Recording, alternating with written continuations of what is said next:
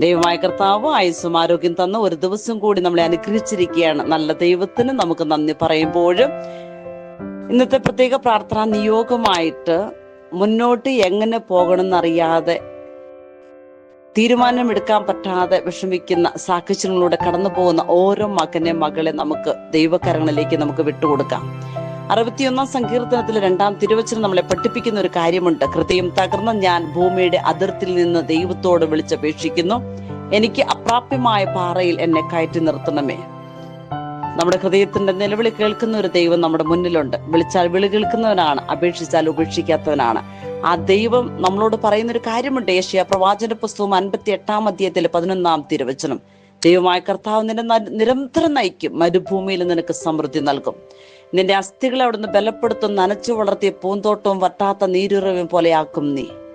ഇത് ദൈവത്തിന്റെ മാറ്റമില്ലാത്ത വചനമാണ്. വിശ്വസിക്കുക മക്കളെ. കൂടെ നടന്ന് അനുഗ്രഹിക്കുന്ന ദൈവം നമ്മളെ ഒരിക്കലും കൈവിടുകയില്ല.